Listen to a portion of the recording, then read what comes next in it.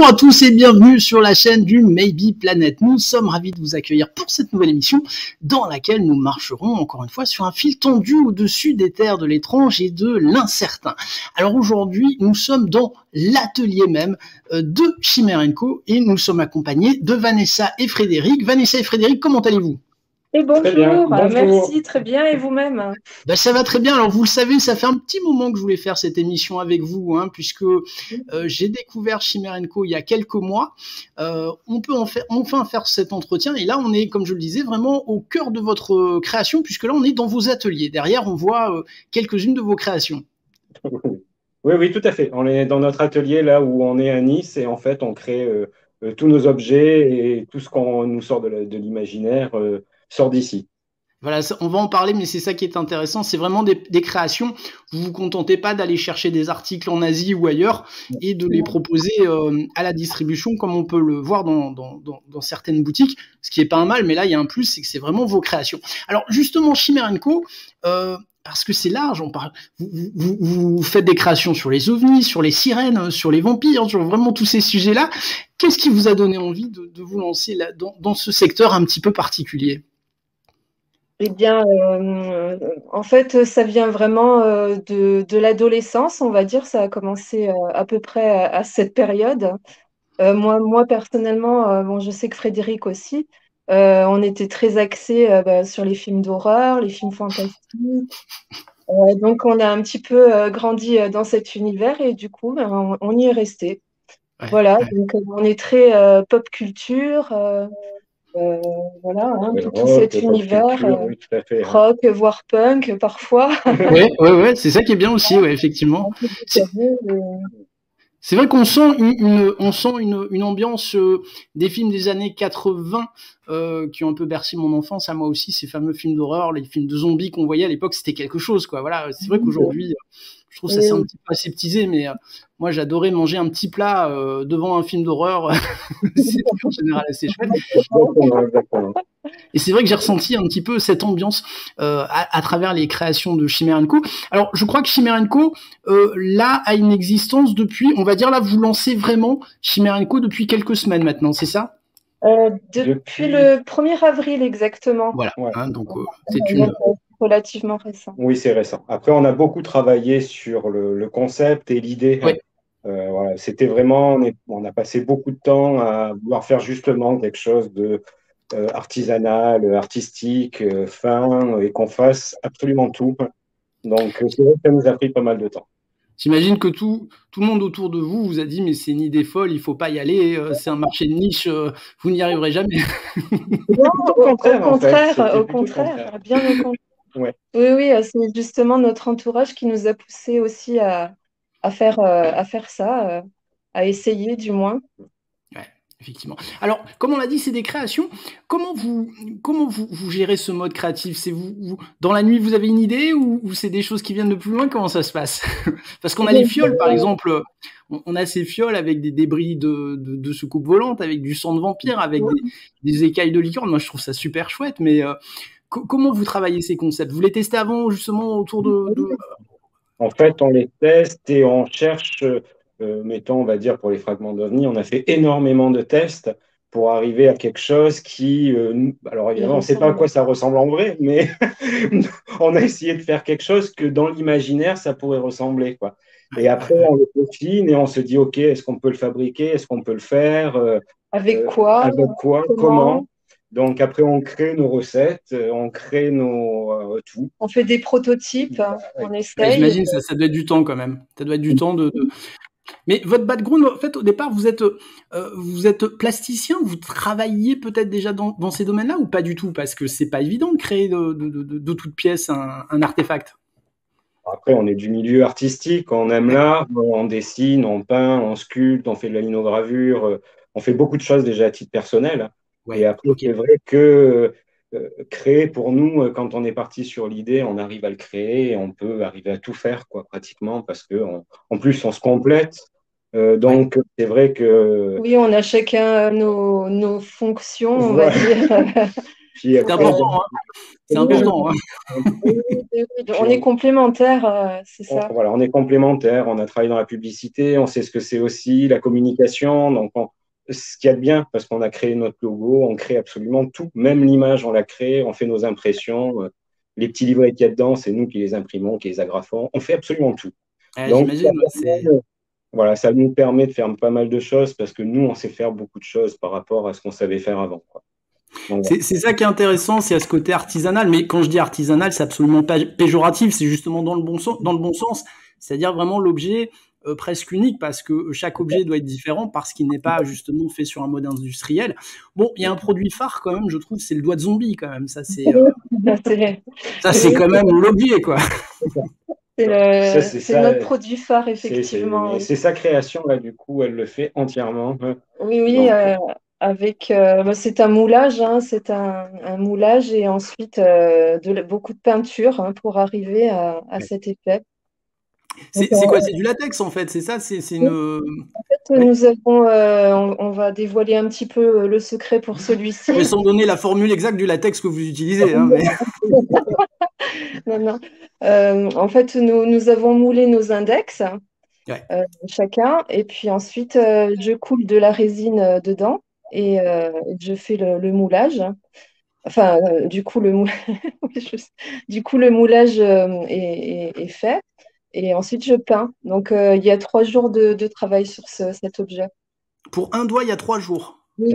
Ah ouais, c'est quand même énorme, quoi. Oui. Le temps de séchage entre les couches, tout ça. Et puis, il y a plusieurs couches de peinture. Voilà, elle les abîme un peu, elle les retouche. Donc, chaque doigt est unique de toute manière. C'est soit homme, soit femme, mais ils ne sont jamais pareils.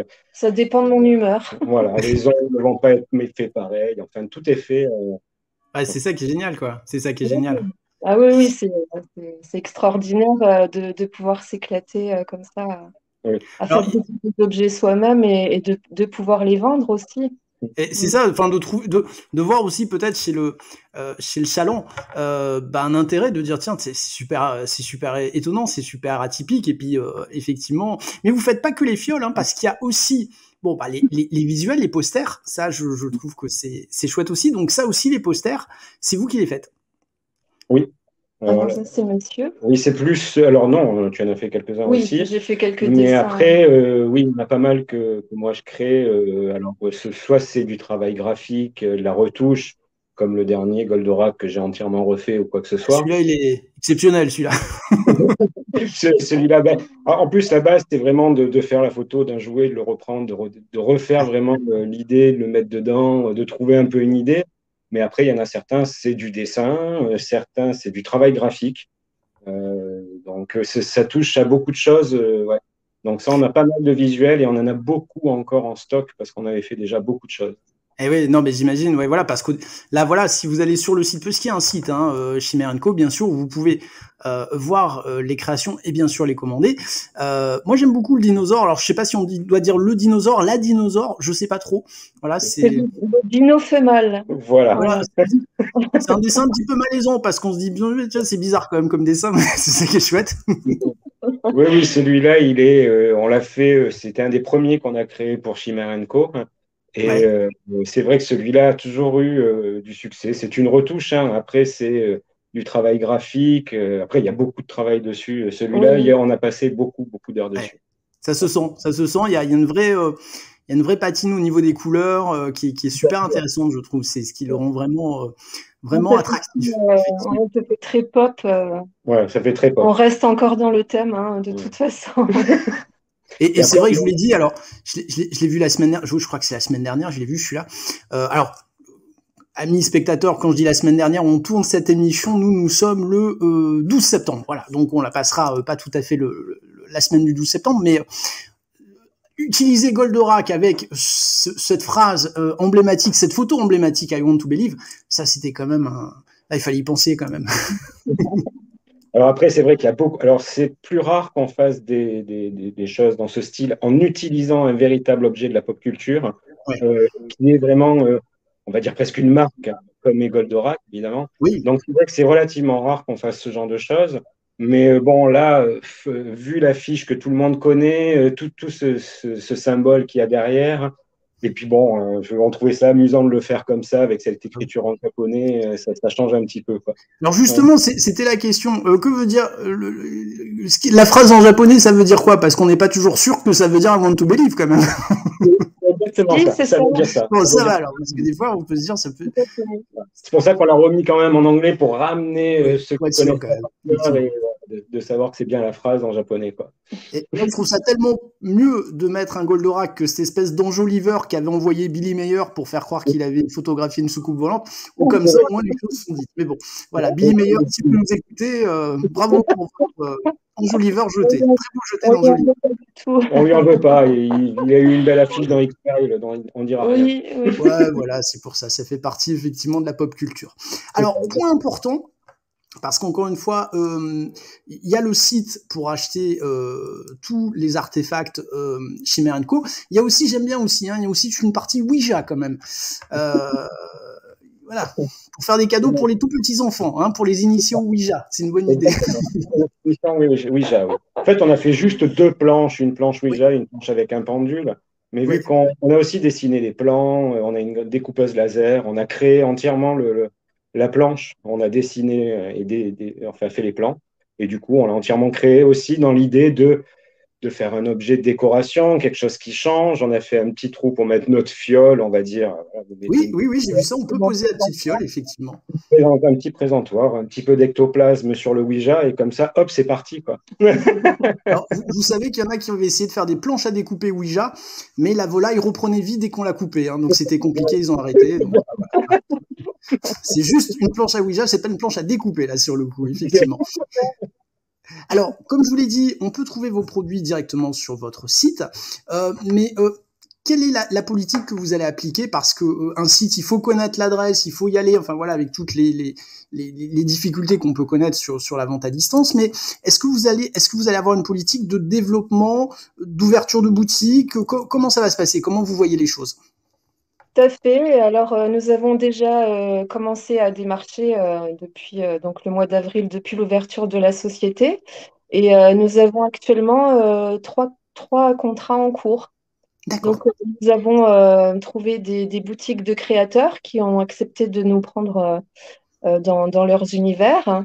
Et donc, nous avons actuellement une boutique qui dépose, enfin, nous avons déposé dans une boutique à Antibes. D'accord. Donc, pas très loin de chez vous, donc, au départ. Voilà, au départ, oui, c'est vraiment à côté. Donc, un petit peu plus loin à Montpellier. D'accord. Et aussi à Strasbourg, mais par contre sur une boutique en ligne. Mais la gérante fait beaucoup de marchés dans le secteur, donc elle peut être amenée à amener des objets que nous lui avons mis à Proposé, disposition. enfin en tout cas envoyé. Donc la politique, c'est plutôt la politique corner actuellement, c'est-à-dire de faire un corner dans un magasin. Et je trouve que c'est une bonne idée d'ailleurs parce que ça permet aussi peut-être de tester les produits qui fonctionnent bien, ceux qui fonctionnent peut-être un petit peu moins bien, parce que c'est toujours le problème. On peut être très fier d'une création puis qu'au final elle trouve pas son public. Donc tout à fait, oui, c'est vrai qu'il y a des fioles qui plaisent plus que d'autres, oui, effectivement. C'est toujours pareil, c'est vrai que moi c'est pareil, des fois je fais des émissions, je me dis celle-là est magnifique et puis elle est pas regardée. Bon, c'est comme ça fait partie du jeu. C'est ça.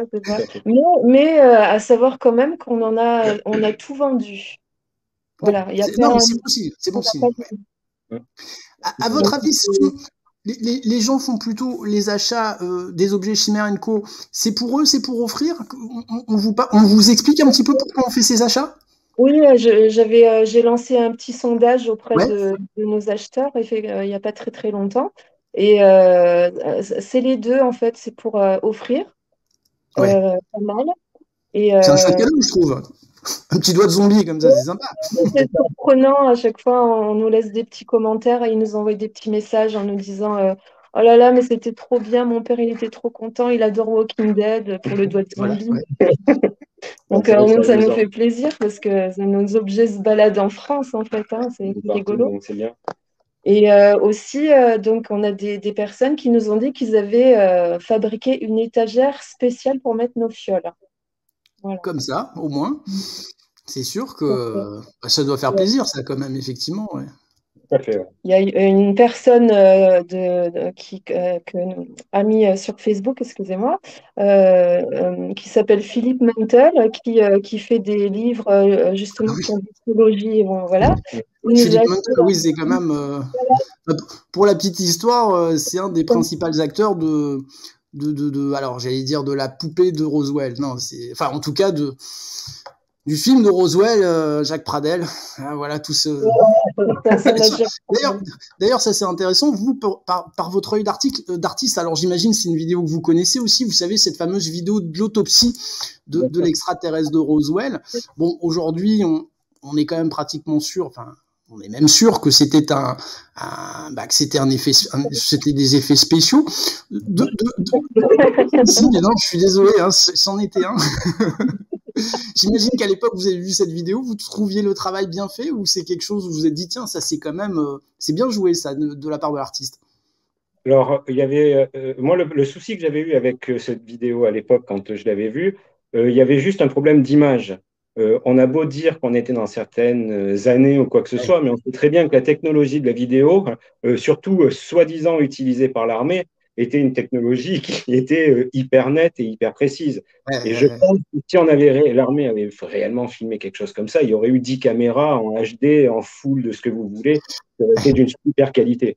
Donc, c'était la seule chose, moi, que je ne comprenais pas trop et que je me suis dit, il y a quand même un souci derrière par rapport à la vidéo. La qualité, il y a quelque chose qui ne va pas. Ça va pas. Ouais, effectivement. Mais bon, voilà, ça fait partie encore une fois de la culture pop quelque part, hein, même si ça a coûté la carrière à quelques-uns, hein, mais bon, ça c'est autre chose. C'est une autre histoire. C'est ça. Ça, c'est une autre histoire. Alors justement, c'est vrai que sur le paranormal, l'actualité est pas folle. Enfin, quand je dis paranormal, c'était ce qui est fantômes, esprits et autres. Mais on a une grosse actualité sur les ovnis depuis 2017. C'est quelque chose qui vous intéresse, qui vous nourrit au niveau création ou pas plus que ça au final? Ah oui, bien sûr. Nous, on s'intéresse de tout ce qui est de ce monde-là. Après, y croire, passer un cap ou quoi que ce soit, c'est une autre histoire, on va dire. Mais par contre, s'y intéresser, voir ce qui se passe et tout, enfin, nous, on trouve ça passionnant. Donc, c'est aussi notre univers et c'est pour ça qu'on fait tout ça aussi. Ouais, c'est vrai. Alors, pour trouver Chimère & Co, les amis, donc le site, si vous pouvez nous rappeler l'adresse du site. Alors, c'est chimèreandco.fr, tout simplement. Tout à fait. AND, donc, hein, pas le petit bitonio, hein, c'est ça. Vous avez également une page Facebook. Oui. On poste d'autres choses d'ailleurs. Il y a une page et un conte. En fait, il y a les deux. Le conte, je raconte plutôt des histoires sur le thème de la cryptozoologie, des légendes, des choses comme ça. Et la page, donc, se trouve la boutique également avec les liens qui amènent direct à notre site. Une page Twitter peut-être ou Instagram ou pas encore? Non. Twitter, non. Instagram, oui. Notamment également sur Insta, oui. C'est vrai que vos créations se prêtent peut-être plus à Instagram qui est plus un format photo visuel, quoi, on va dire que. Nous sommes également, nous avons une boutique sur Etsy. D'accord, ok. Donc là, c'est le site des créateurs internationaux et ça fonctionne bien, oui. Ça marche bien Etsy, très bien. Bon, et je crois que vous faites aussi quand il y a des manifestations, enfin voilà, quand vous pouvez être présent à des événements, vous y êtes aussi effectivement. Exactement, oui. Nous avons déjà fait plusieurs médiévales. Voilà, par exemple. Voilà, par exemple. Et là, prochainement, pour le 30 octobre exactement, à Saint-Martin-de-Vésubie, ce sera le premier festival de la magie et de la sorcellerie. Donc, nous avons été conviés. Ah bah oui, là, vous êtes dans le thème, là. Ça prête évidemment complètement. Oui, parce que j'avais oublié la fiole des poils de balai de sorcière. Ouais, je l'avais oublié, celle-là, effectivement. Oui, les poils de balai de sorcière, oui, avec la petite histoire qui accompagne la fiole. Dans le petit livret. Donc, il y a une histoire complètement hilarante qui raconte comment on a fait pour se procurer cet artefact. Voilà, qui se trouve dans la fiole. J'aime bien ce terme hilarant parce que voilà, on sent quelque part que c'est fait sérieusement, c'est fait avec rigueur, mais il y a un recul, il y a un second degré quand même dans votre production. Voilà, c'est ça reste pop. Ça reste fun, voilà, il n'y a pas voilà, hein, vous n'êtes pas là à dire oui, mais c'est des vrais morceaux d'extraterrestres comme d'autres auraient pu le faire, hein, mais voilà, enfin, c'est. Attention, on nous a quand même demandé 2 fois Ouais. si le sang de vampire était du vrai et si on pouvait le transformer en vampire quand même. Ouais. Alors je pose la question, mais est-ce qu'il est buvable ou est-ce qu'on s'intoxique si on le boit? C'est vrai que c'est une vraie question ça quand même aujourd'hui. On s'intoxiquera pas, non. On s'intoxique pas. Non. Mais bon, donc il faut tout marquer maintenant. Hein. C'est vrai que si quelqu'un s'amuse à boire la fiole en disant mais moi on m'a dit que c'était du sang de vampire et je suis pas devenu un vampire, c'est écrit d'ailleurs. On a rajouté une petite clause dans les conditions générales de vente. C'est dingue quand même. C'est dingue quand même, effectivement. C'est vraiment un objet décoratif, bien sûr. Effectivement. Alors, pour le développement de Chimère & Co, vous avez, comment dire, un plan de marche ou c'est vraiment de la création pure? Vous faites quand ça vous vient? Comment vous voyez le développement des produits sur Chimère & Co? Je sais que c'est toujours compliqué parce que pour des artistes, pour des créateurs, c'est difficile de dire, bah moi, il me faut 2 nouveaux produits par semaine. Enfin, c'est compliqué. Alors, on pourrait les faire les 2 produits par semaine parce qu'on a beaucoup d'idées, mais on le fera pas parce que justement, on cherche la qualité et on essaye actuellement de préparer des gros projets, on va dire, autres que les voiles, mais des gros projets, on va dire, des énormes articles où il faut beaucoup de travail dessus. Donc, voilà, on essaye Après, on n'a pas de ligne de conduite, pas spécialement. Ça sortira quand ce sera prêt. Quand ce sera prêt, effectivement. Bon, le gros projet, c'est quoi? C'est un dinosaure mutant, c'est ça? Alors, celui-là est en train de courir dans le jardin actuellement. Alors, parce que justement, quand on va sur Google Maps, on le voit, je vous le dis, hein, ça doit être du Google Maps récent, mais il commence à se voir. Là, hein. Donc, non, effectivement. Non, mais moi, je vous dis franchement, Chimère & Co, je trouve ça super bien, super pop, super fun, et ça fait du bien dans ce milieu aussi quand même, hein, qui est parfois un petit peu trop sérieux, on va dire, ou un peu trop auto-centré sur lui-même et qui manque parfois un petit peu de recul aux choses. C'est vrai que c'est bien d'avoir des visuels comme ça qui soient qui replace le secteur là où il doit être, c'est-à-dire dans une culture, mais pas spécialement. Voilà, on parle pas de religion, on parle pas de choses comme ça. Donc voilà, moi je trouve ça super intéressant. Eh bien, merci. Ouais, merci. Ça nous fait plaisir, surtout. Mais en plus, c'est vrai que c'est notre cible, on va dire, parce qu'on s'attendait pas spécialement quand on a créé ça, même si on avait un petit côté artistique, on va dire, derrière. Mais en fait, on s'est aperçu que notre clientèle, c'est une clientèle qui est d'une certaine génération. On pensait, c'est pas du tout fait en priorité, on vend pas du tout aux enfants. Donc, non, c'est quoi? Les 40 ans à peu près, 40-50 ans? Entre 30, à partir de 30 ans. Oui, la tranche d'âge. Dans le cœur de cible, quoi. Non, mais c'est vrai que moi je suis impatient de voir vos nouvelles créations. Je vous dis honnêtement, vous le savez, hein, je suis ce que vous faites maintenant de façon régulière. Voilà, donc on va suivre, on va se permettre de partager ce que fait Chimère & Co auprès de nos followers, de nos spectateurs. Et vraiment, amis spectateurs, allez jeter un œil sur le site de Chimère & Co, sur la page Facebook de Chimère & Co. Je pense que vous trouverez obligatoirement un artefact qui retiendra votre attention et dont vous vous direz, bon, bah, si c'est pas pour moi, pour un cadeau, ça peut être fun, voilà. Et en plus, au niveau tarif, honnêtement, pour de la création, c'est très accessible, hein, on va dire les choses quand même par rapport faut bien comprendre, et vous nous l'avez dit, que du moment où on a l'idée jusqu'au moment du produit final, y a du boulot quand même, hein. C'est pas, encore une fois, c'est pas, vous n'êtes pas allé sur un catalogue asiatique pour prendre un produit et simplement le revendre en France, c'est pas du tout l'optique. Donc voilà, il y a un certain travail et tout travail mérite rémunération, c'est tout à fait normal. Donc moi je trouve les tarifs de Chimère & Co tout à fait abordables. Merci beaucoup. C'est parfait. Tout va bien. Écoutez, Vanessa, Frédéric, je vous souhaite vraiment beaucoup de succès à travers Chimère & Co.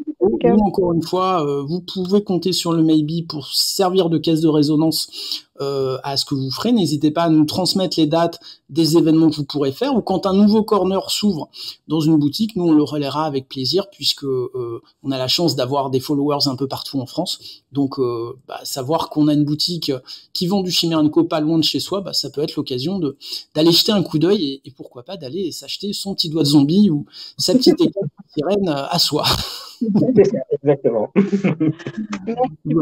Merci beaucoup. Est-ce que vous avez un dernier mot à dire pour nos spectateurs, peut-être pour finir cet entretien? Bien, nous allons donc sortir prochainement un gros truc. Donc, nous sommes vraiment sur un gros projet et on pense que d'ici un mois et demi, ce sera prêt.